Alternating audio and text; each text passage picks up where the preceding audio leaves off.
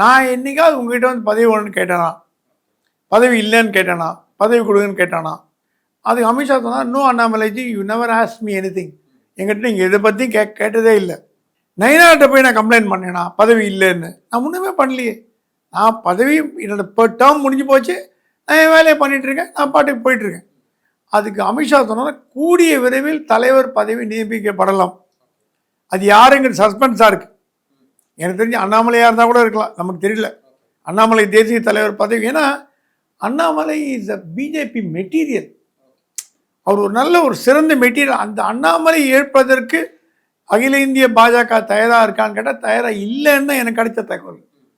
அண்ணாமலை போகணும்னு பாஜக சொல்லாது, அண்ணாமலை தனி கட்சி துவங்குங்கன்னு பாஜக தலைமை சொல்லாது, அண்ணாமலை போகிறதையும் விரும்பாது. ஆனால் என்ன நடக்குதுன்னா, டெல்லியிலேயே குழப்பமாக இருக்குது. டெல்லியோட குழப்பத்தினால் வந்த விளைவு தான் அண்ணாமலைக்கு ஏற்படும் சிறு சிறு குழப்பங்கள். டெல்லியை இன்னும் முடிவு பண்ணல தலைவர் முடிவு பண்ண தானே பண்ண முடியும். கொஞ்சம் பொறுத்துருங்க, ஜனவரிக்குள்ளே எல்லாம் நல்லபடியாக நடக்கும். பிலீவ் மீன்னு கேட்டார் அமித்ஷா. ஆனால் அவன் சொன்னால், என்றைக்குமே நான் உங்களை நம்பி தான் இருக்கேன், நான் உங்களை நம்பி தான் கட்சிக்கு வந்தேன், மோடியை நம்பி தான் கட்சிக்கு வந்தேன், எனக்கு உங்கள் மேலெல்லாம் நான் அவநம்பிக்கையே கிடையாது.